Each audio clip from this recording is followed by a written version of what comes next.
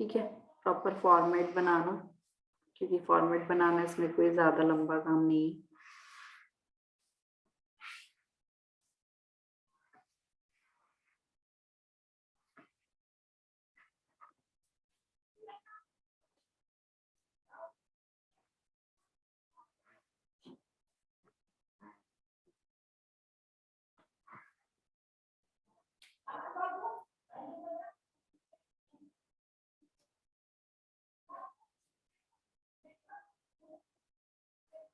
Question number 2 का तुम्हारे पास होगा मानस, क्या नाम है, संस्कृति। लास्ट क्लास में जो हमने इमेज शेयर की थी उसमें क्वेश्चन नंबर 2 था।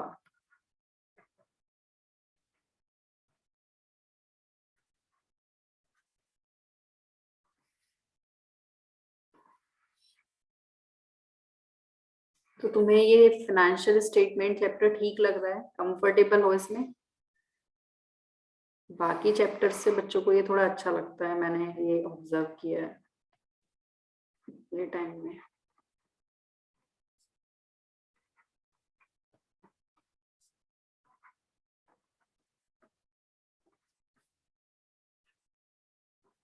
देखो ये हो गया हमारा फॉर्मेट।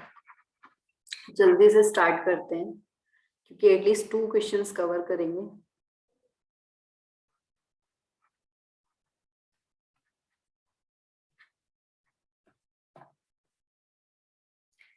देखो यहाँ पर हमारा मैंने जो तरीका बताया था इनको करने का वो क्या था हमारा।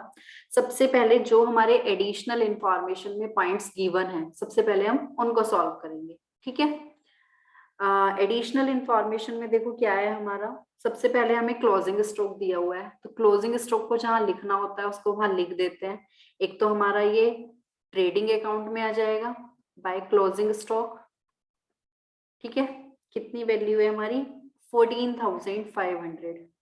अच्छा, एक क्वेश्चन आया था लास्ट चैप्टर में। अगर क्लोजिंग स्टॉक की हमारे पास 2 वैल्यूज गिवन होंगी, एक तो हमारी कॉस्ट प्राइस होती है और एक रियलाइजेबल वैल्यू, तो उसमें से जो वैल्यू हमारी कम होती है विच एवर इज लोअर, हमें वो वैल्यू यहाँ पर लेनी होती है। अगर कॉस्ट प्राइस से नेट रियलाइजेबल वैल्यू कम होगी तो वो कम वाली वैल्यू लेनी होगी। ठीक है, ये चीज ध्यान रखना। तो कभी कभी स्टॉक की तुम्हें 2 वैल्यू गिवन होगी, तो ये हमारा एक अकाउंटिंग स्टैंडर्ड है। उसके अकॉर्डिंग स्टॉक हमारा कौन सी वैल्यू पर किया जाता है, कौन सी वैल्यू ली जाती है, जो कॉस्ट प्राइस या रियलाइजेबल वैल्यू दोनों में से जो कम वैल्यू होती है। ठीक है, क्योंकि हमारा प्रूडेंस कंसेप्ट होता है ना अकाउंट्स में, इसलिए। स्टॉक हमारा दूसरा कहाँ आ जाएगा, एसेट्स में। मैंने देखो थोड़ा नीचे लिखा है, ऊपर हम अपने फिक्स्ड एसेट्स के लिए स्पेस ले लेते हैं, 14,500। नेक्स्ट हमारी एडजस्टमेंट है प्लांट एंड मशीनरी से रिलेटेड। ठीक है, लिखा हुआ है डेप्रिशिएट प्लांट एंड मशीनरी। कहीं अगर तुम्हें कंफ्यूजन होगा तो प्लीज बोल देना, और प्लीज यस और नो बोलते रहा करो। आ रहा है समझ में, नहीं आ रहा है मुझे बता दिया करो, इससे थोड़ा सा ये रहता है कि तुम लोग क्लास में एक्टिव हो। ठीक है, नेक्स्ट पॉइंट हमारा है depreciate plant and machinery by 4,000। यहाँ पर हमें देखो रेट ना गिवन करके इस बार हमें इन्होंने वैल्यू दे दी डेप्रिसिएशन की। तो डेप्रिसिएशन की बताओ क्या एडजस्टमेंट होती थी, कहाँ कहाँ मैं इसको लिखूं,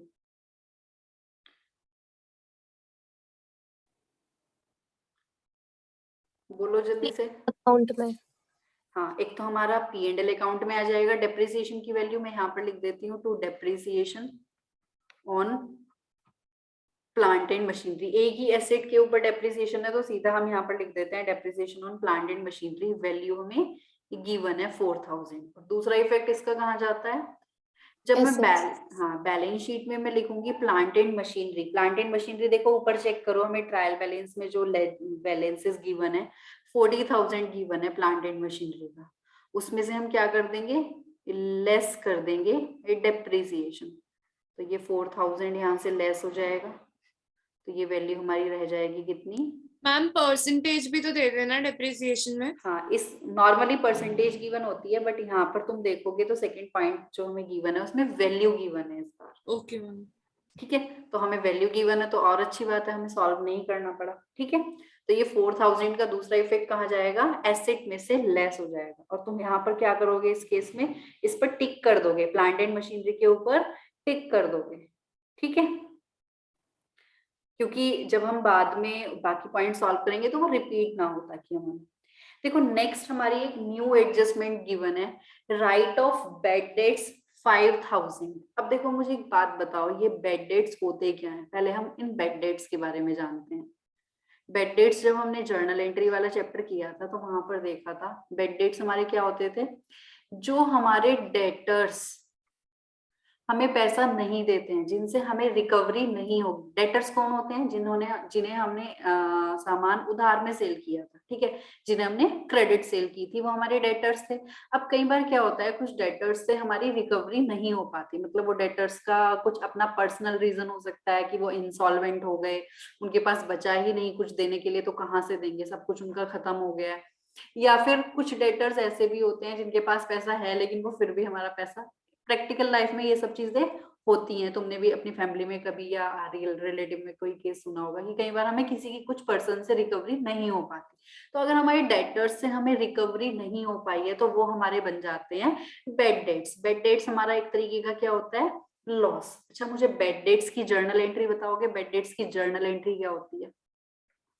जर्नल एंट्री बताओगे तो तुम्हें पॉइंट और अच्छे से क्लियर होगा। जितनी भी एडजस्टमेंट है अगर तुम्हें उनकी जर्नल एंट्री आती है ना तो तुम्हें कंसेप्चुअली क्लियर होगा कि उनकी एडजस्टमेंट हम ऐसा क्यों कर रहे हैं, ठीक है। बेड डेट्स की बोलो जर्नल एंट्री क्या होती है, अगर हमारे कोई 5000 के डेटर्स थे और वो बेड डेट्स हो गए हैं तो उसकी क्या जर्नल एंट्री होगी? Bad debts account debit to debtor account. Bad debts account debit, हम अपना बेड डेट्स अकाउंट डेबिट कर देते हैं, लॉस है हमारा, और डेटर्स को हम क्रेडिट कर देते हैं, मतलब डेटर्स की वैल्यू हम डिक्रीज कर देते हैं कहीं ना कहीं। तो ये हमारा देखो इसका इफेक्ट यहीं से ही समझ में आ जाएगा।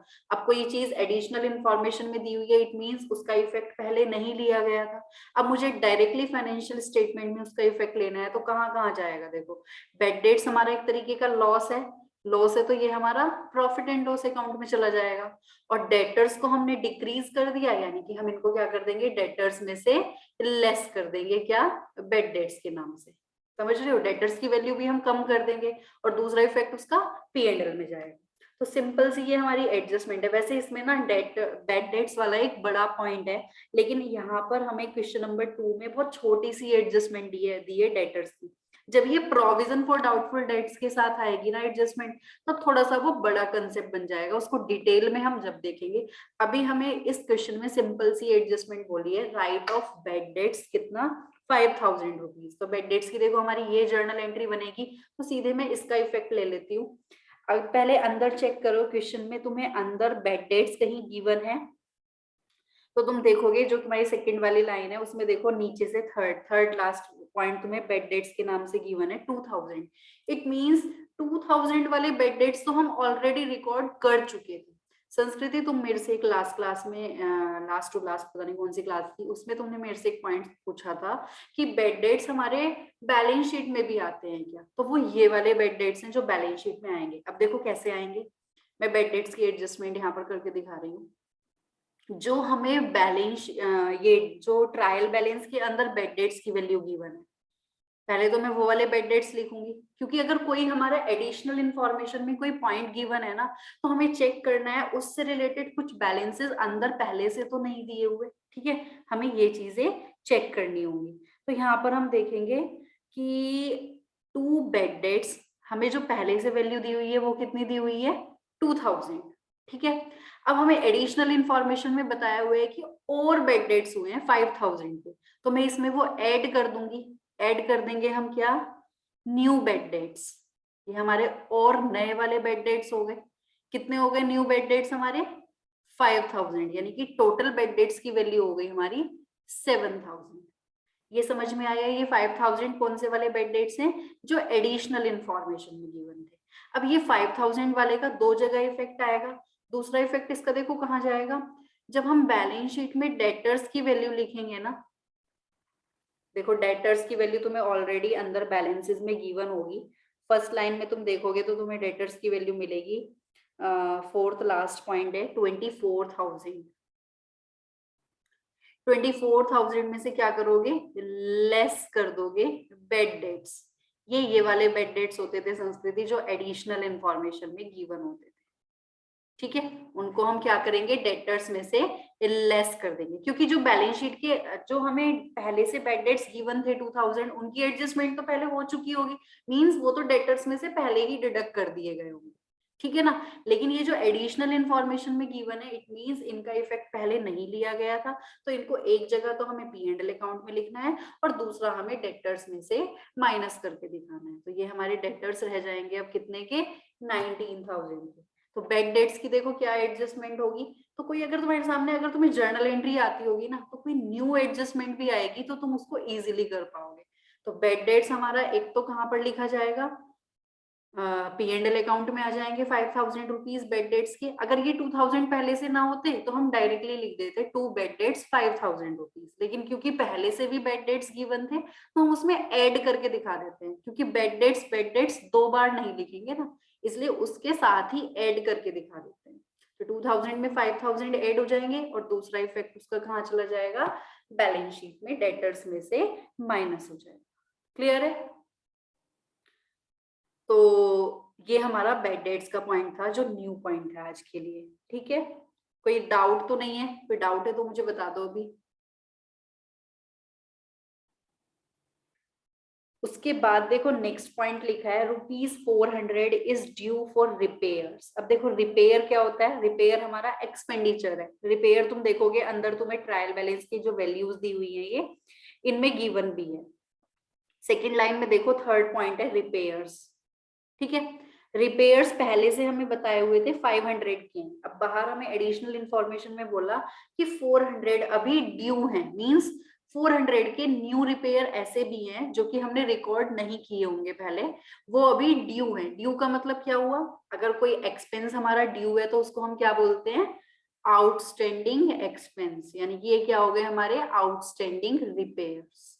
आउटस्टैंडिंग एक्सपेंसेस की क्या एडजस्टमेंट होती थी बताओ, कहां कहां मैं इसको लिखूं,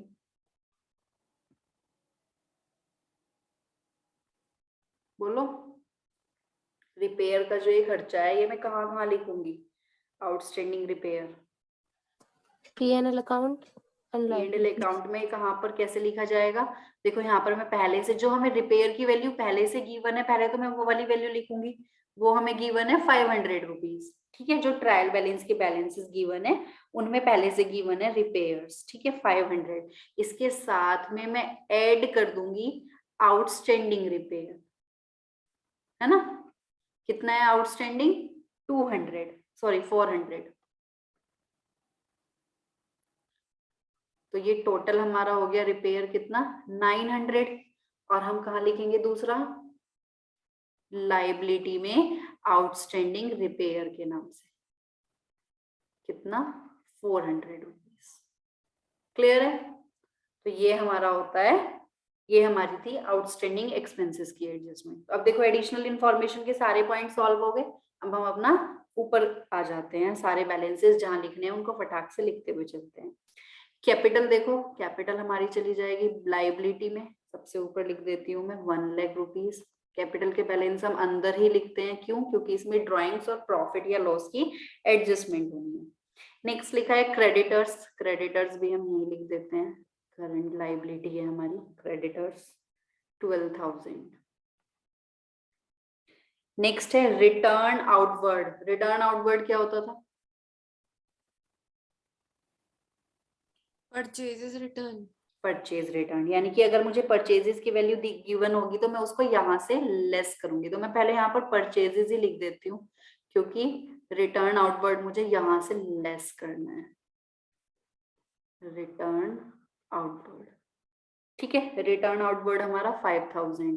तो परचेजेस की वैल्यू हम जब हमारे सामने आएगी हम उसको यहाँ पर लिख देंगे। नेक्स्ट है सेल्स, सेल्स को भी लिख देती हूँ बाय सेल्स। अगर हमें रिटर्न इनवर्ड गिवन होगा तो सेल्स में से लेस किया जाएगा। तो उम्मीद है अगर रिटर्न आउटवर्ड गिवन है तो इनवर्ड भी तुम्हें जहां तक है गिवन होगा। ठीक है, इसलिए वहां से लेस कर देंगे बाद में। ये हो गया सेल्स की वैल्यू, मैंने इसलिए अंदर ही लिखी है।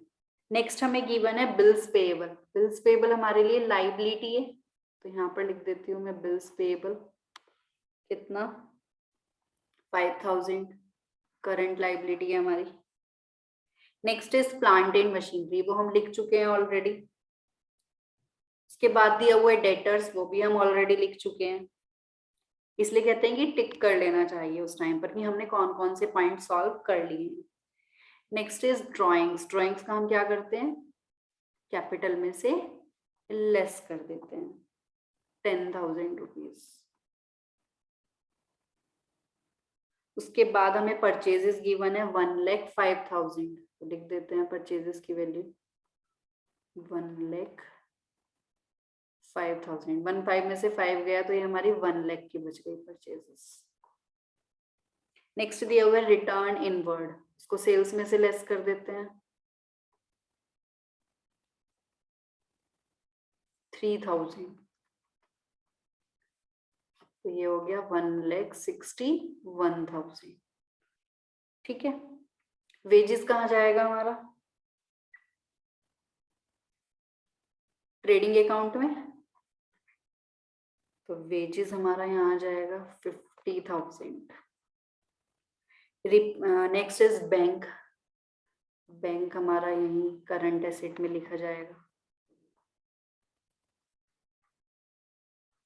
ठीक है, तुम लोग अगर मुझसे आगे चलते हो तो अच्छी बात है, करते चलना है इनको। नेक्स्ट हमें दिया हुआ है ओपनिंग स्टॉक कितना, 20,000।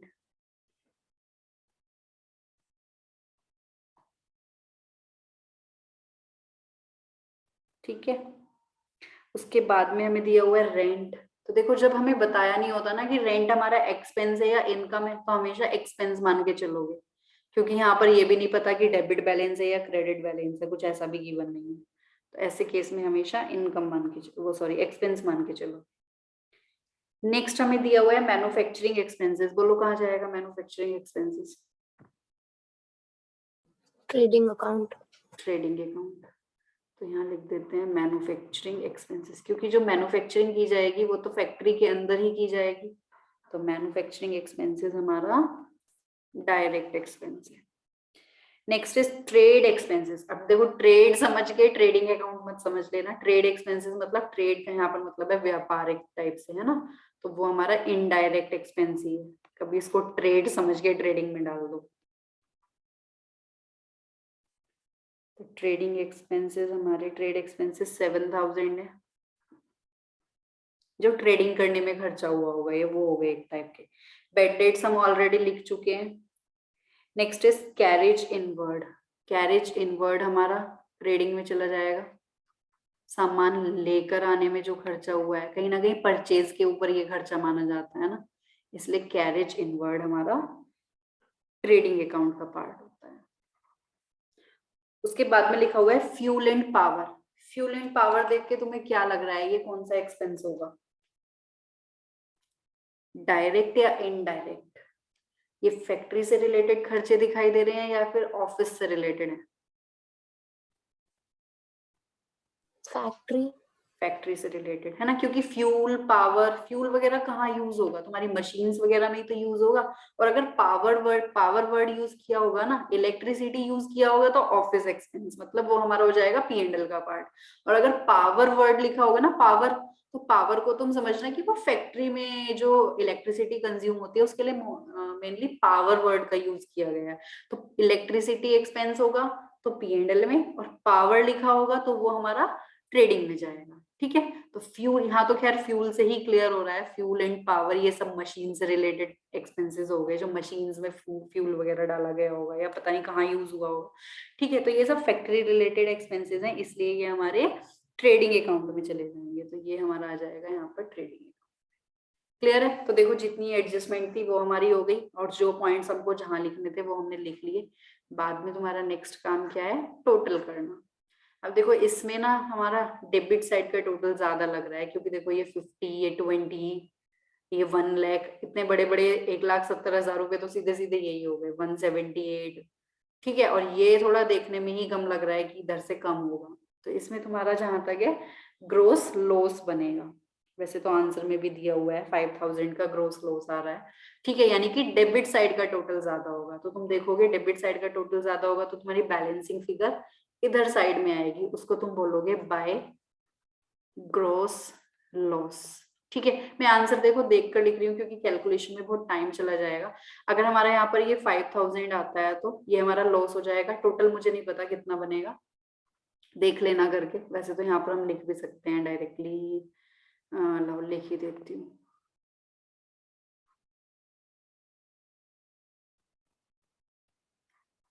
$1,80,500 बनेगा। ठीक है, ये हो गया तुम्हारा ग्रोस लॉस। ठीक है, अब देखो लॉस है तो तुम्हारा डेबिट साइड में लिखा जाएगा। जब इधर ग्रोस प्रॉफिट होता था तो तुम उसको यहाँ लिखते थे बाय ग्रोस प्रॉफिट के नाम से। अब क्योंकि लॉस है तो तुम्हारा इधर डेबिट साइड में ही आएगा P&L अकाउंट में, तो तुम यहाँ पर लिख दोगे टू ग्रोस लॉस। कितना? 5000 रुपीज। मेरे ऊपर स्पेस नहीं रहा है यहाँ पर, तो तुम देख लेना। यहाँ पर ऊपर अगर एक लाइन होगी तो इसके ऊपर यहाँ पर आ जाएगा हमारा ग्रोस लॉस। ठीक है, ग्रोस लॉस कहाँ लिखा जाएगा? ये डेबिट साइड में। अब देखो, अब तुम यहाँ पर देख रहे हो कि P&L अकाउंट की क्रेडिट साइड में तो कुछ है ही नहीं, तो यानी कि डेबिट साइड का ही टोटल ज्यादा है। यानी कि जितना भी ये डेबिट का टोटल होगा यही हमारा इधर की साइड में बैलेंस आ जाएगा। तो टोटल देख लेते हैं जितना भी आएगा। मैं तो आंसर देख कर ही लिख रही हूँ, तुम लोग अपने आप करते रहना। टोटल इन सब का टोटल आ रहा है 27,900। 27,900, तो यही हमारा इधर बैलेंस बचेगा 27,900। इसको हम क्या बोल देंगे? नेट लॉस, क्योंकि क्रेडिट साइड में कुछ है ही नहीं, है ना, सारा हमारा लॉस है। लॉस है तो यहाँ पर हमारा कैपिटल में से लेस कर दिया जाएगा 27,900। ठीक है, इन सबको एडजस्ट करके जो भी वैल्यू आएगी वो कैपिटल हो जाएगी और बाद में हमारी बैलेंस शीट का टोटल मैच करना चाहिए। क्लियर है? तो ये हमारा होता है फाइनल अकाउंट विद एडजस्टमेंट। यहाँ पर हमारी कुछ एक हमने न्यू एडजस्टमेंट सीखी है बेड डेट्स की। ठीक है,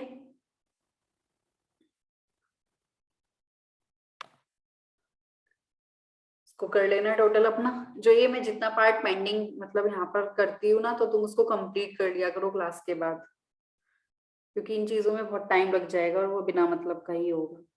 अब देखो, अगर मैं क्वेश्चन नंबर 3 की बात करती हूँ तो मैं उसको सॉल्व नहीं करा रही हूँ, बस मैं थोड़े से पॉइंट्स तुमसे डिस्कस कर लेती हूँ। वो तुम्हारा होमवर्क है, क्योंकि कुछ नई एडजस्टमेंट नहीं है, सारी पुरानी ही है जितनी हम कर चुके हैं। मैं सीधे एडजस्टमेंट्स पर ही आती हूँ, क्योंकि अंदर के पॉइंट तो तुम सॉल्व कर ही लोगे। लिखा हुआ है आउटस्टैंडिंग सैलरीज। आउटस्टैंडिंग सैलरीज मतलब आउटस्टैंडिंग एक्सपेंस है हमारा एक तरीके का। एडजस्टमेंट क्या होती है? P&L अकाउंट में सैलरी में ऐड कर दोगे और बैलेंस शीट में लाइबिलिटी में लिखोगे आउटस्टैंडिंग एक्सपेंस के नाम से। ठीक है, उसके बाद में नेक्स्ट में दिया हुआ है डेप्रिसिएशन। मशीन के ऊपर लगाना है 10%। तो डेप्रिसिएशन एक तो हमारा P&L में चला जाता है और दूसरा हमारा मशीन की वैल्यू में से लेस कर दिया जाएगा एसेट साइड में। क्लियर है? नेक्स्ट दिया हुआ है वेजेस आउटस्टैंडिंग। तो वेजेस आउटस्टैंडिंग में हमारा आउटस्टैंडिंग एक्सपेंस है, हमने अभी देखी है आउटस्टैंडिंग एक्सपेंस की एडजस्टमेंट। सेम वही ट्रेडिंग अकाउंट में तुम वेजेस की वैल्यू लिखोगे, उसमें ऐड कर दोगे ये वैल्यू और लाइबिलिटी में आउटस्टैंडिंग वेजेस के नाम से दिखा दोगे। ठीक है, नेक्स्ट है हमारी रेंट प्रीपेड। रेंट प्रीपेड का मतलब क्या हुआ? प्रीपेड एक्सपेंस हो गया ये हमारा, हमने एडवांस में रेंट पे कर दिया। तो प्रीपेड एक्सपेंसेस की क्या एडजस्टमेंट होती थी? हम एक तो P&L अकाउंट में जब रेंट की वैल्यू लिखेंगे, जब हम वहां पर रेंट लिखेंगे ना, टू रेंट, तो यहाँ से लेस कर देंगे। जो प्रीपेड वाला पार्ट होगा वो यहाँ से लेस हो जाएगा, है ना। और दूसरा इफेक्ट इसका कहाँ जाएगा? बैलेंस शीट में एसेट में लिखा जाएगा प्रीपेड एक्सपेंस के नाम से, मतलब प्रीपेड रेंट के नाम से। कितना है हमारा? 10,000। तो हमारा क्या होगा? P&L अकाउंट में रेंट में से तो माइनस हो जाएगा और दूसरा इफेक्ट उसका बैलेंस शीट में एसेट साइड जाएगा। तो मैं एडजस्टमेंट डिस्कस कर रही हूँ, ठीक है, उसको पूरा कंप्लीट तुम लोग खुद कर लेना, क्योंकि कोई और ऐसा खास पॉइंट नहीं है इसमें। बस एक पॉइंट अच्छा है, ये वाला देख लेते हैं, ये मैं तुम्हें बता देती हूँ। अच्छा, ये बीच में आ गया। चलो ये पॉइंट ना मैं तुमसे एक बार डिस्कस कर लेती हूँ लिख कर प्रॉपर। क्वेश्चन नंबर 3 का एडिशनल इंफॉर्मेशन का कौन सा पॉइंट है? Point number 5। ठीक है, लिखा हुआ है provide for interest on capital eight 5% per annum. हमें इंटरेस्ट ऑन कैपिटल देना है, कैपिटल के ऊपर 5% का इंटरेस्ट देना है। तो देखो पहली बात तो ये, जो हम कैपिटल के ऊपर इंटरेस्ट देंगे ना, कैपिटल यहाँ पर लेंगे हम ओपनिंग कैपिटल। ओपनिंग कैपिटल मतलब जो हमें कैपिटल, ये बैलेंसेस दिए हुए हैं ना, ऊपर कैपिटल दी हुई है ना 9 लाख रुपीस की, तो यहाँ पर हमारा इंटरेस्ट ऑन कैपिटल पहले कैलकुलेट कर लेते हैं कि कितना बनेगा। जो ओनर होता है ना, उसको भी कैपिटल के ऊपर कई बार इंटरेस्ट दिया जाता है। ये चीज तुमने अकाउंटिंग इक्वेशन चैप्टर किया था, तो वहां पर अगर ध्यान आया होगा तुम्हें, इंटरेस्ट ऑन कैपिटल मैंने जर्नल एंट्री में भी तुम्हें बताया है और अकाउंटिंग इक्वेशन में भी हमने ये पॉइंट सॉल्व किया है। तो पहले हम वैल्यू फाइंड आउट कर लेते हैं, कितना आएगा ये 45,000। तो देखो ये जो इंटरेस्ट ऑन कैपिटल है, इसकी क्या जर्नल एंट्री पास होती है, मुझे इसकी जर्नल एंट्री बता सकते हो? इंटरेस्ट ऑन कैपिटल, पहले तो बिजनेस के पॉइंट ऑफ व्यू से सोचो, बिजनेस के लिए ये एक्सपेंस है या इनकम है? कैपिटल के ऊपर इंटरेस्ट दिया जाएगा या लिया जाएगा ऑनर से?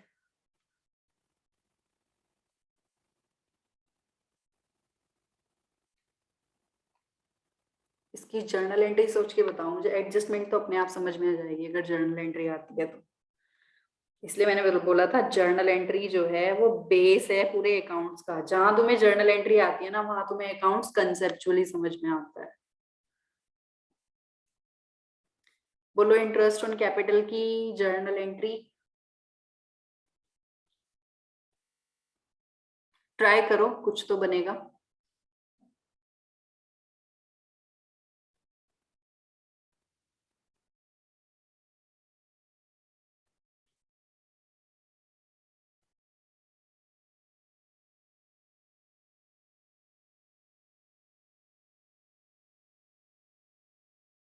हाँ भाई, संस्कृति, मानसवी, एक बार ट्राई तो करो।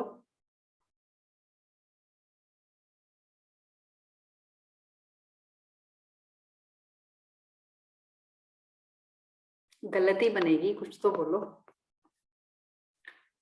देखो इंटरेस्ट ऑन कैपिटल, अच्छा अकाउंटिंग इक्वेशन में हम क्या करते थे इसका, हम इसको कैपिटल में से ही माइनस करते थे और कैपिटल में ही ऐड कर देते थे। कुछ ध्यान आया? ऐसे ही जर्नल एंट्री की अगर मैं बात करूं तो इंटरेस्ट ऑन कैपिटल की क्या जर्नल एंट्री बनेगी? इंटरेस्ट ऑन कैपिटल बिजनेस के लिए एक टाइप का एक्सपेंस है, क्योंकि देखो कैपिटल के ऊपर इंटरेस्ट दिया जाएगा। कैपिटल का मतलब क्या है? ओनर ने जो बिजनेस को पैसा दिया हुआ है, दैट इज कैपिटल। अब बिजनेस ओनर को उसके ऊपर इंटरेस्ट पे करेगा, है ना? तो ये एक्चुअल में क्या होता है, ये एंट्री ना सिंपल बुकिश एंट्री होती है, प्रैक्टिकली ये ट्रांजेक्शन होती नहीं है। तुम खुद सोचो, ओनर ये सोच के अपने बिजनेस से पैसा थोड़ी ना निकालेगा, जो मैंने तुझे पैसा दिया हुआ है मुझे तेरे से उससे उसके ऊपर इंटरेस्ट लेना है। ओनर अपने बिजनेस से ये बात बोलेगा? अगर मैं बिजनेस कर रही हूँ, मैंने अपने बिजनेस में पैसा इन्वेस्ट किया है, तो प्रैक्टिकली अगर देखा जाए तो मैं बिजनेस से ये कह के पैसा नहीं निकालूंगी ना कि मैंने जो तुझे पैसा दिया है तो मुझे उसके ऊपर इंटरेस्ट दे। कोई पर्सन, आर्टिफिशियल पर्सन है बिजनेस उसका, ठीक है? तो ये प्रैक्टिकली ये ट्रांजेक्शन होती नहीं है, बट बुकिश एंट्री पास की जाती है। तो इंटरेस्ट ऑन कैपिटल बिजनेस के लिए एक टाइप का एक्सपेंस है, तो इसलिए हम इंटरेस्ट ऑन कैपिटल अकाउंट क्या करेंगे, डेबिट करेंगे।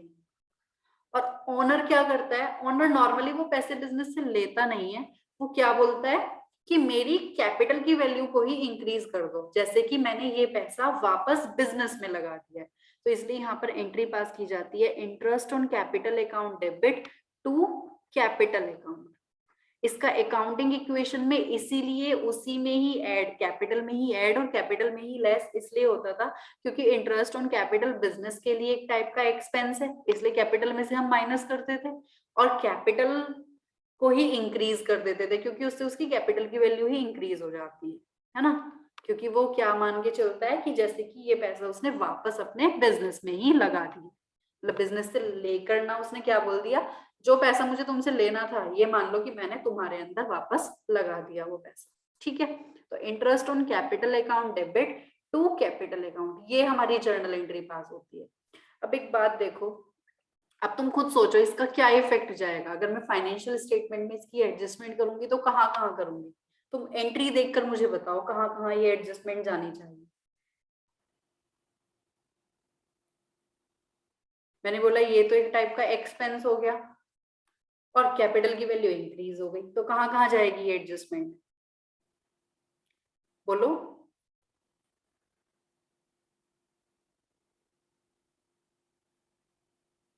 ट्राई करो भाई।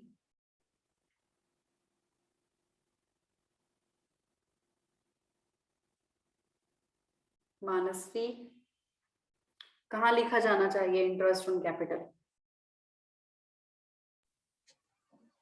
P&L एक तो हम पी एंड एल अकाउंट में लिख देंगे, गुड। और दूसरा इफेक्ट कहाँ जाएगा? पी एंड एल अकाउंट की डेबिट साइड में लिख देंगे, एक तो टू इंटरेस्ट ऑन कैपिटल के नाम से। ठीक है, इंटरेस्ट ऑन कैपिटल तुम्हें पहले से नॉर्मली गिवन नहीं होगा, ठीक है। अगर पहले से होगा हमारे पास बैलेंस में पहले से, तो उसके साथ ऐड करके दिखा दोगे, अदरवाइज डायरेक्टली लिख दोगे इंटरेस्ट ऑन कैपिटल। और दूसरा इफेक्ट कहाँ जाना चाहिए? Balance sheet. Balance liabilities sheet में कहाँ पर उसका एडजस्टमेंट होगा? कहाँ? liabilities लाइबिलिटीज में कहाँ, क्या करके लिखूंगी मैं? देखो मैंने एंट्री में लिखा है टू कैपिटल, यानी कि कैपिटल की वैल्यू इंक्रीज हुई है। तो जब तुम कैपिटल लिखोगे ना, तो कैपिटल में इस क्वेश्चन में एक नया पॉइंट आएगा, उसके साथ ऐड करोगे इंटरेस्ट ऑन कैपिटल। क्योंकि देखो जर्नल एंट्री में मैंने कैपिटल को क्रेडिट किया है, मींस कैपिटल की वैल्यू इंक्रीज हुई है, तो ये इंटरेस्ट ऑन कैपिटल तुम्हारा कैपिटल में ऐड हो जाएगा। प्लीज इस पॉइंट को कहीं रफली नोट कर लेना, क्योंकि जब तुम क्वेश्चन सॉल्व करोगे तो तुम्हें ध्यान रहना चाहिए। एक तो इसकी जर्नल एंट्री, और जर्नल एंट्री का इफेक्ट फाइनेंशियल स्टेटमेंट में कैसे लिया गया है वो चीज। अगर तुम्हें जर्नल एंट्री आती है तो तुम देखोगे तुम्हें फाइनेंशियल स्टेटमेंट में ऑटोमेटिकली समझ में आएगा कि कहाँ वो चीज जानी चाहिए। इंटरेस्ट ऑन कैपिटल एक्सपेंस था, इसलिए हमने पी एंड एल में लिखा, और उससे हमारी कैपिटल की वैल्यू इंक्रीज हुई है। जर्नल एंट्री में मैंने कैपिटल को क्रेडिट किया है, तो इसलिए हमारा बैलेंस शीट में कहा जाएगा? कैपिटल में ऐड कर दिया जाएगा। ठीक है, अगर होता इंटरेस्ट ऑन ड्रॉइंग्स तो इसका जस्ट अपोजिट हो जाता। इंटरेस्ट ऑन ड्रॉइंग्स की एंट्री क्या पास होती है? कैपिटल अकाउंट डेबिट हो जाता है, और interest on drawings account credit हो जाता है, क्योंकि वो बिजनेस के लिए इनकम होता है, वहां पर ओनर से पैसा लिया जाता है। तो ओनर पैसा देता नहीं है, वो बोलता है मेरी कैपिटल में से माइनस कर लो। तो interest on drawings P and L account में क्रेडिट साइड में लिख देते, और दूसरा इफेक्ट उसका क्या आता? कैपिटल में से लेस कर देते। क्लियर है? तो इसलिए ये चीजें, ये पॉइंट्स थोड़े से ट्रिकी, मतलब हमें पता होने चाहिए। तो इसको कहीं रफली नोट कर लो, क्योंकि ये वैसे न्यू एड, ऐसे तो हर एक क्वेश्चन में कोई ना कोई न्यू एडजस्टमेंट मिलती जाएगी, उसको पूरा पूरा सॉल्व करना थोड़ा इतना ठीक नहीं है अभी, क्योंकि बहुत टाइम लग जाएगा। ऐसे एक क्लास में हम एक ही क्वेश्चन कर पाएंगे। ठीक है, तो बाकी पार्ट तुम लोग सॉल्व घर से करके लाना है और जरूर करना है। उसके अलावा जो कोई न्यू एडजस्टमेंट आ रही है तो मैं उसको डिस्कस कर लूंगी। मुझे कोई क्वेश्चन ऐसा लगता है पूरा सॉल्व करना चाहिए, तो उसको मैं पूरा भी सॉल्व करूंगी। ठीक है, क्योंकि इसमें बाकी पॉइंट्स कोई खास नहीं थे। हमारा ये पॉइंट नंबर 5 था थोड़ा अच्छा, तो इसको नोट कर लो तुम। क्वेश्चन नंबर 3 का एडिशनल इंफॉर्मेशन पॉइंट नंबर 5। तो पहले मैंने इंटरेस्ट ऑन कैपिटल की वैल्यू फाइंड आउट की, उसकी जर्नल एंट्री क्या बननी चाहिए वो, और उसका कहाँ कहाँ इफेक्ट जाएगा वो चीज। ठीक है, इसके बाद देखो जो लास्ट पॉइंट है स्टॉक ऑन 31 मार्च, ये तो तुम्हें मालूम ही है। एक तो हमारा ट्रेडिंग अकाउंट में लिखा जाएगा, और दूसरा हमारा बैलेंस शीट में एसेट साइड में जाएगा। ठीक है, तो हो जाएगा ये वाला क्वेश्चन। अगर कोई डाउट आता है उसके बाद भी तो हम क्लास में डिस्कस कर लेंगे, नेक्स्ट क्लास में। तुम लोग ट्राई करना, तुम्हारा होमवर्क है क्वेश्चन नंबर 3।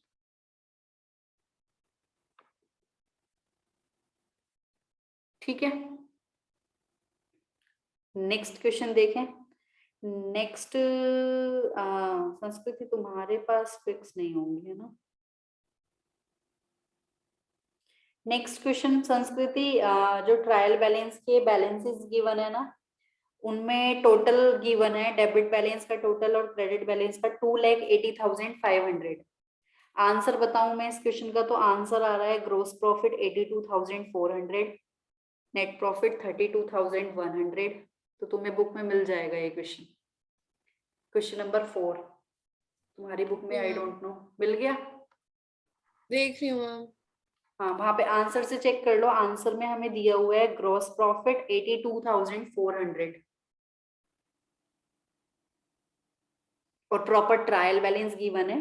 ट्रायल बैलेंस का टोटल है 2,80,500।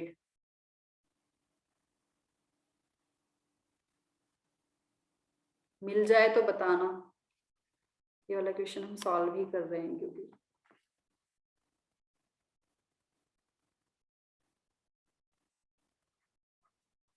फॉर्मेट बनाओ इतने।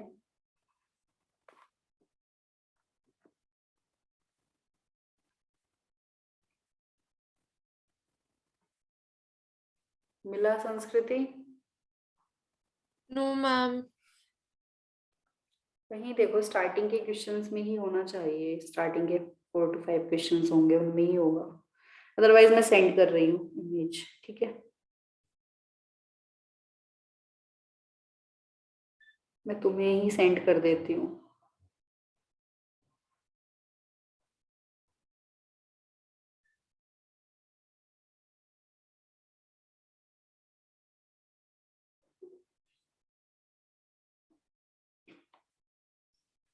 ठीक है, 2 पेजेस पर ये क्वेश्चन है, एक पेज पर हमारा क्वेश्चन है, उसके बाद में हमारी एडिशनल इंफॉर्मेशन है। तो जल्दी से फॉर्मेट बनाना। मैंने शेयर भी कर दिया संस्कृति, तुम चेक कर लेना। Okay ma'am. वैसे बुक में मिल जाएगा, मुझे लगता है होगा बुक में।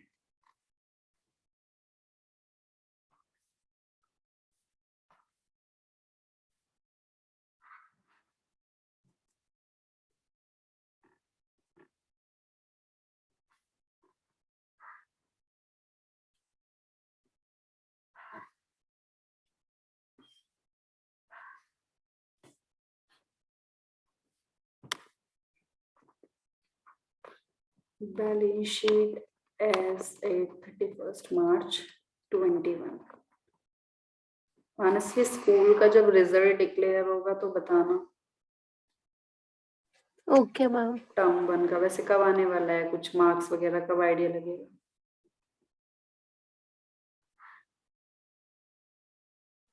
मैम 2-3 दिन में पता चल जाएगा। अच्छा ठीक है, ये हमारी हो गई balance sheet. Liabilities, assets,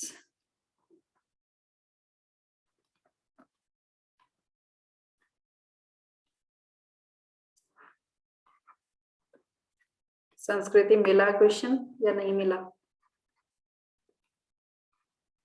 no ma'am, book में तो नहीं मिला, मैं मैसेज पे देख रही हूँ। चलो ठीक है, कर लेते हैं इस क्वेश्चन को सॉल्व। 1-2 पॉइंट्स थोड़े इसमें अच्छे हैं, वो थोड़ा आगे के क्वेश्चंस में रिपीट भी होंगे, इसलिए मैं ये वाला क्वेश्चन करा देती हूँ। अभी हमारे पास इतना टाइम है भी कि हम एक क्वेश्चन कंप्लीट कर लेंगे। अगर हम एक क्लास में 3 क्वेश्चन कवर कर पा रहे हैं डिस्कशन के साथ तो इतना स्पीड काफी है। ठीक है, जब ट्रेडिंग अकाउंट बनाते हो तो वहां पर डेबिट क्रेडिट लिखना मत भूलना। मतलब जब भी कभी लेजर बनते हैं ना, या मतलब इस टाइप के अकाउंट, तो वो हमारा डेबिट और क्रेडिट, एक साइड हमारी डेबिट दूसरी साइड क्रेडिट जरूर लिखनी है। ठीक है, और बैलेंस शीट में गलती से भी मत लिख देना डेबिट और क्रेडिट, ये चीज ध्यान रखना है। तो देखो हमारा क्वेश्चन नंबर 4, क्वेश्चन नंबर 4 के मैं पहले नेक्स्ट पेज पर ही आ जाती हूँ। आगे वाले पेज पर तुम देखोगे एडजस्टमेंट गिवन है, तो पहले हम एडजस्टमेंट सॉल्व करते हैं। तो सबसे पहले हमें दिया हुआ है क्लोजिंग स्टॉक 64,000, तो लिख देते हैं क्लोजिंग स्टॉक को। यहाँ पर लिख देती हूँ बाय क्लोजिंग स्टॉक 64,000। ठीक है, नेक्स्ट हमारा है वेजेस आउटस्टैंडिंग। वेजेस आउटस्टैंडिंग कितना है? 2,400। कहाँ कहाँ हम उसको लिखेंगे? पीछे देखो ट्रायल बैलेंस में हमें वेजेस गिवन है, वेजेस गिवन है, वेजेस की वैल्यू अगर मैं देख रही हूँ तो वेजेस की वैल्यू है आई थिंक 6,000 होगी क्या? ये ऐसे में थोड़ा सा चेक करने में बड़ा इशू आता है, कौन सी वाली वैल्यू है? 6,000 होगी मेरे ख्याल से।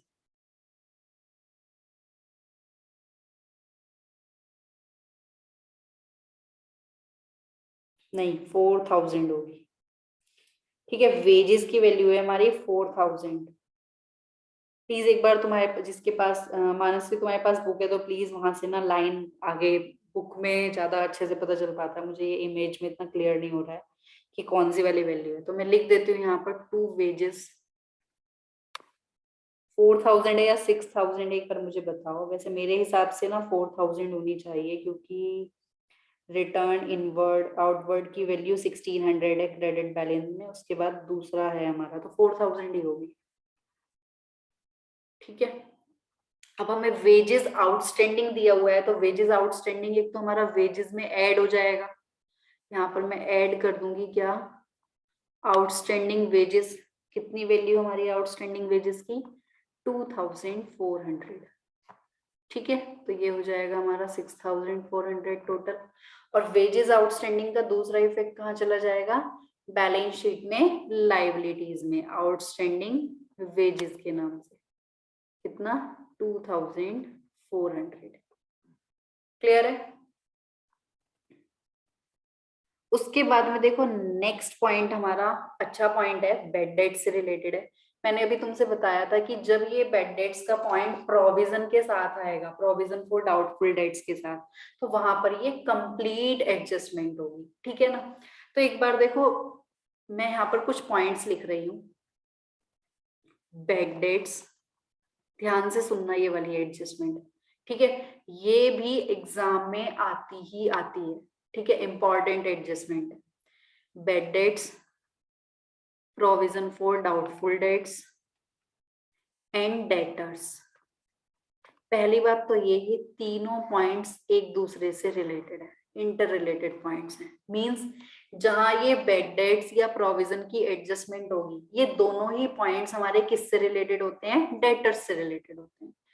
बेड डेट्स में और प्रोविजन फॉर डाउटफुल डेट्स में डिफरेंस क्या होता है, पहले हम लॉजिकली ये चीज समझते हैं।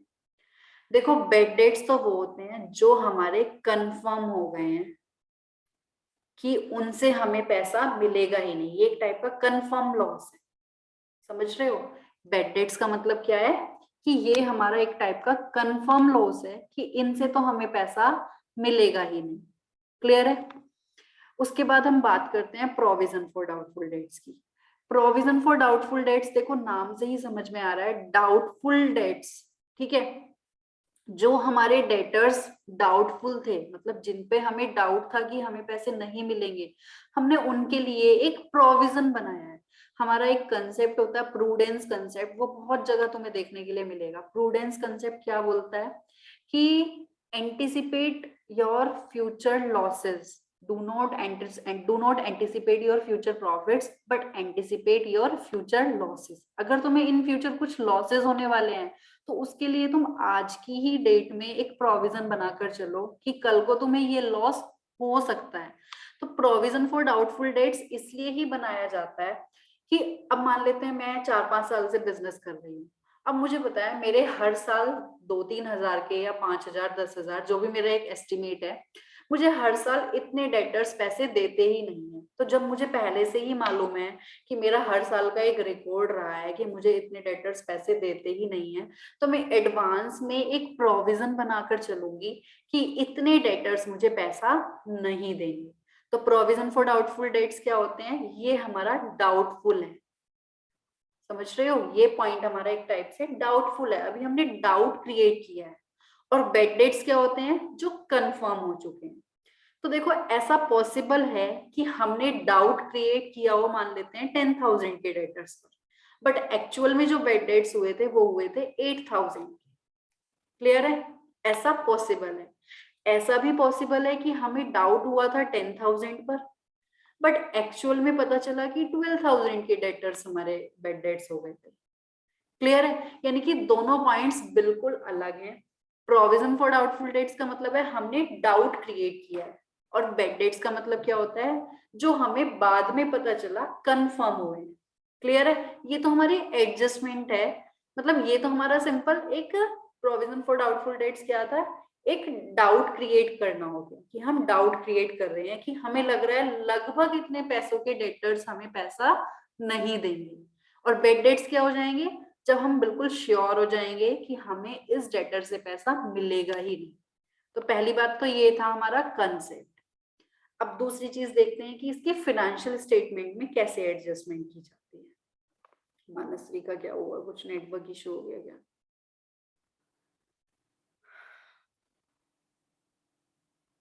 मानसवी, कुछ नेटवर्क इशू चल रहा है क्या?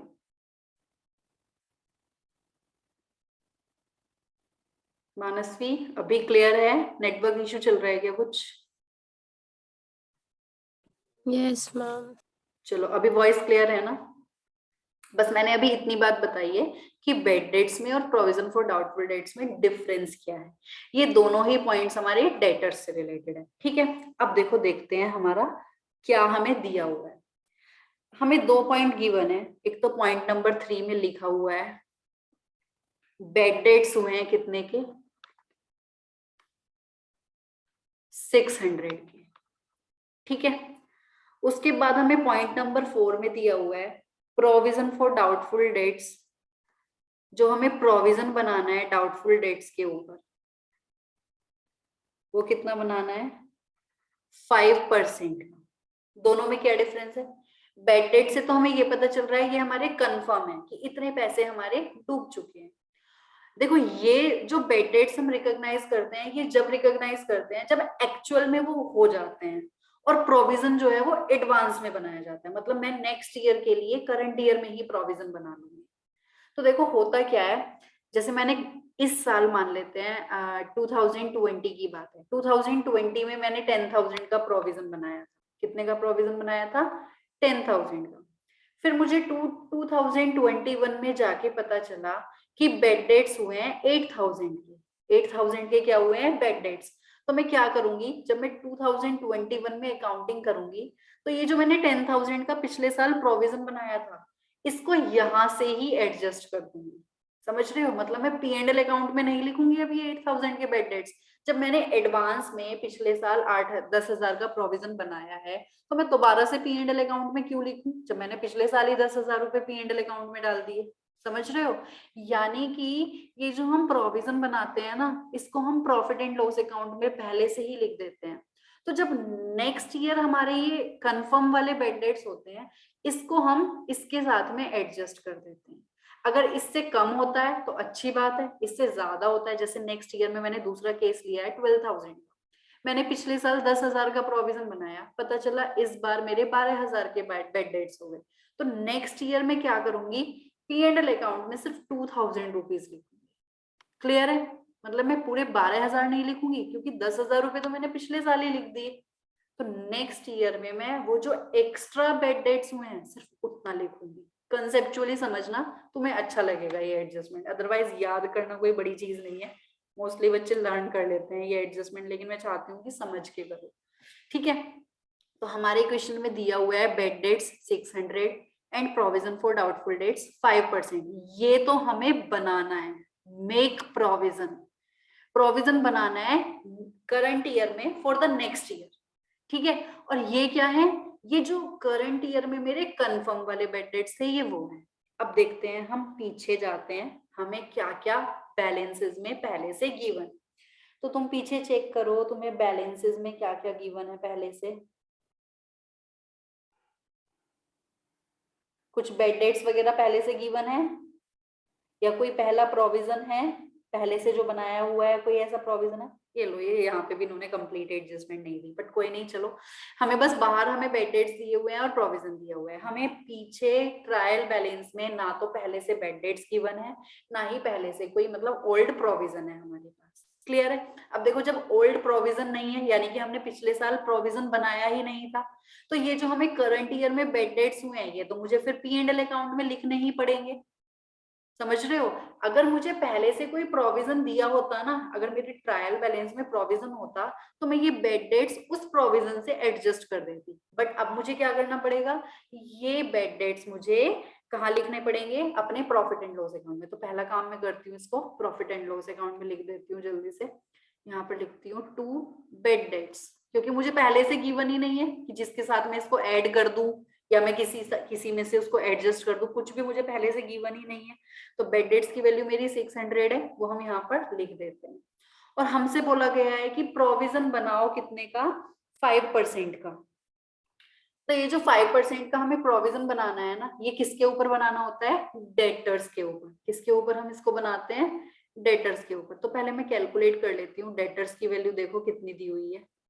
डेटर्स की वैल्यू हमें दी हुई है बैलेंस, उसमें बैलेंसेस में चेक करो, ट्रायल बैलेंस में डेटर्स की वैल्यू कहाँ दी हुई है, दिखाई दे रही है कहीं? ये रही, नीचे से थर्ड पॉइंट है, डेटर्स 20,600। देखो डेटर्स की वैल्यू ना 20,600 है। अब देखो ये जो प्रोविजन बनाना है ना हमें 5% का, ये हम डेटर्स के ऊपर बनाएंगे, लेकिन डेटर्स की कौन सी वाली वैल्यू लेंगे? जो इसमें ये बाहर एडिशनल इंफॉर्मेशन में बेड डेट्स दिए हुए थे ना, पहले हम डेटर्स में से वो वाले बेड डेट्स माइनस करेंगे। ये जो बेड डेट्स माइनस करने के बाद वैल्यू आएगी ना 20,000, इसके ऊपर हमें बनाना है 5% का प्रोविजन। ये आ जाएगा हमारा 1,000। तुम सॉल्व करोगे इसको तो ये आ जाएगा हमारा 1,000। यानी कि मुझे प्रोविजन कितना बनाना है? Provision for doubtful debts. पहले मैं क्या करूंगी? डेटर्स में से बेड डेट्स माइनस करूंगी। ये कौन से वाले बेड डेट्स होंगे? जो एडिशनल इंफॉर्मेशन में बेड डेट्स गिवन होंगे, ठीक है। उसके बाद जो वैल्यू आएगी उसमें से मैं 5% उसके ऊपर प्रोविजन बना दूंगी। ये मैंने देखो माइनस क्यों किए हैं, इसका लॉजिक क्या है? एक बात बताओ, मैं डाउट क्रिएट कर रही हूँ कि मुझे 5% डेटर्स के ऊपर डाउट है कि वो मुझे पैसा नहीं देंगे, और जो ये 600 वाले बेड डेट्स हैं ये क्या है? ये वो डेटर्स हैं जिनसे मुझे कंफर्म हो चुका मुझे पैसा मिलेगा ही नहीं। तो मुझे पहले डेटर्स में से वो वाले डेटर्स माइनस करने होंगे ना जिनका कंफर्म हो गया, क्योंकि उनके ऊपर मैं डाउट क्रिएट थोड़ी ना करूंगी, वो तो मेरे पहले से ही कंफर्म है कि ये तो मुझे पैसा देंगे ही नहीं। तो इसलिए हम क्या करेंगे, पहले डेटर्स में से बेड डेट्स माइनस करेंगे, फिर जो एक्चुअल में बाद वाले डेटर्स बचे हैं, जो मेरे डेटर्स ऐसे हैं जिनसे मुझे इन फ्यूचर पैसा मिलना है, उनके ऊपर डाउट क्रिएट करेंगे। मतलब हम 5% का प्रोविजन बनाएंगे बेड डेट्स लेस करने के बाद जो वैल्यू आएगी। और ये बेड डेट्स कौन से वाले बेड डेट्स होंगे? जो एडिशनल इंफॉर्मेशन में होंगे, क्योंकि जो अंदर बेड डेट्स गिवन होंगे उनकी एडजस्टमेंट तो हो चुकी होगी पहले। जो एडिशनल इंफॉर्मेशन में बेड डेट्स होंगे पहले उनको लेस करेंगे डेटर्स में से, फिर वो जो वैल्यू आएगी उसके ऊपर हम प्रोविजन क्रिएट करेंगे। तो देखो प्रोविजन की क्या एडजस्टमेंट होगी, प्रोविजन को मैं कहाँ लिखूंगी? एक तो हमारा प्रोविजन चला जाएगा प्रॉफिट एंड लॉस अकाउंट में। ये प्रोविजन कौन सा प्रोविजन है? जो मैं नेक्स्ट ईयर के लिए एडवांस में बना रही हूँ डेटर्स के ऊपर। ये हमारा आ गया 1,000, ठीक है। इसका देखो दूसरा इफेक्ट कहाँ जाएगा? ये दोनों एडजस्टमेंट थी, बेड डेट्स एंड प्रोविजन, दोनों ही मैं P&L अकाउंट में लिखूंगी, और दूसरा इफेक्ट इसका जाएगा बैलेंस शीट में डेटर्स के साथ। तो देखो डेटर्स की वैल्यू कितनी गिवन थी? 20,600। एक तो मैं इसमें से बेड डेट्स माइनस करूंगी, कौन से वाले बेड डेट्स? जो मुझे ट्रायल बैलेंस के बाहर गिवन है, एडिशनल इंफॉर्मेशन वाले, वो वाले बेड डेट्स माइनस करूंगी।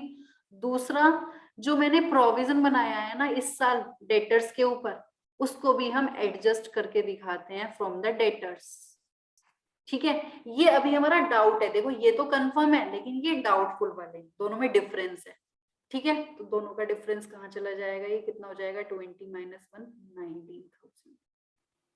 तो देखो हमारा डेटर्स की अभी भी ये कंप्लीट एडजस्टमेंट नहीं है। कंप्लीट क्यों नहीं है? क्योंकि हमें ट्रायल बैलेंस के अंदर बेड डेट्स और प्रोविजन फॉर डाउटफुल डेट्स पहले से गिवन नहीं थे। अभी आगे और आएगी ये एडजस्टमेंट, थोड़ी सी और एडवांस लेवल की आएगी, और डिटेल में हम वहां समझेंगे, ठीक है। तो अभी बस इतना समझो, हमें एडिशनल इंफॉर्मेशन में गिवन था bad debts and provision for doubtful debts. Bad debts हमारे लॉस होते हैं, मैंने उसको कहाँ लिख दिया? प्रॉफिट एंड लॉस अकाउंट में लिख दिया। और दूसरा इफेक्ट इसका कहाँ गया? डेटर्स में से माइनस कर दिया। दूसरी एडजस्टमेंट थी हमारी प्रोविजन फॉर डाउटफुल डेट्स 5%। बस ये ध्यान रखना है, ये जो प्रोविजन बनाना होता है ये डेटर्स के ऊपर बनाना होता है, लेकिन अगर एडिशनल इंफॉर्मेशन में बेड डेट्स गिवन है तो पहले हम डेटर्स में से वो वाले बेड डेट्स माइनस करेंगे, उसके बाद जो वैल्यू आएगी उसके ऊपर प्रोविजन बनाएंगे। तो ये देखो इंपॉर्टेंट एडजस्टमेंट होती है, प्लीज इसका ध्यान रखना, क्योंकि जो बाकी की एडजस्टमेंट है तुम देख रहे होंगे वो सिंपल सी है, इनमें थोड़ा सा मतलब ट्रिकी बना दिया इन्होंने इसको। तो 20,000 के ऊपर मैंने 5% का प्रोविजन बनाया, वो कहाँ कहाँ लिखा है? एक तो P&L अकाउंट में लिखा है, और दूसरा इफेक्ट उसको कहाँ चला जाएगा? डेटर्स में से माइनस किया जाएगा उसको। क्लियर है?